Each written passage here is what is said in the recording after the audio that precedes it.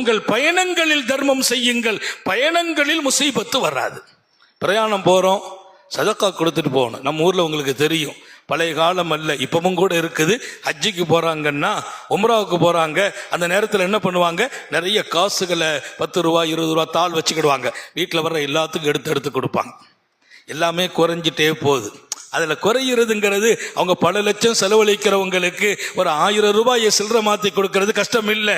அலட்சியம், கவனக்குறைவு, தெரியாமை, புரியாமை. இங்கே புரிந்து கொள்ளுங்கள், அவங்க போற போது ஆளுக்கு ஒரு 10 ரூபா 20 ரூபாய் எடுத்து கொடுக்க பாருங்க. அந்த சதகா இந்த பயணத்தில் எந்த முசீபத்தும் வராமல் தடுக்கும். பயணத்திலே கோர மரணங்கள் வந்து விடாது. பயணங்களிலே உங்களுக்கு எந்த வகையான நெருக்கடிகளும் வராது. எனவே பயணம் செய்வதற்கு முன்பாகவும் சதகா செய்யுங்கள். பயணத்தின் பாதுகாப்பை அது திண்ணப்படுத்தும், உறுதிப்படுத்தும் என்று மார்க்கம் மிக அழகாக சொல்லி தரும். உத்தம நபிகள் ஸல்லல்லாஹு அலைஹி வஸல்லம் இன்னொரு செய்தியை சொல்வார்கள், தர்மம் கொடுங்கள், நான் சத்தியமாக சொல்வேன், நான் சத்தியமாக சொல்வேன், அதனால் உங்கள் பொருளாதாரம் குறையாது என்றார்கள். வல்லாஹி மா நகஸ மாலுன் மின் சதகா. நான் சொன்ன எல்லா ஹதீஸையும் ஞாபகம் வைக்கணும். அல்லாஹ்வின் கோபத்தை நிறுத்தும், கெட்ட மரணத்தை நிறுத்தும், உங்களை சந்திக்க இருக்கிற முசீபத்துகளை, கொடிய நோய்களை தடுத்துவிடும். இங்கே சொல்கிற இந்த செய்தி மிக முக்கியமானது. உத்தம நபி ஸல்லல்லாஹு அலைஹி வஸல்லம், நம்ம சதகா கொடுக்கிறோம், தர்மம் கொடுத்தா காசு குறைஞ்சிருமா?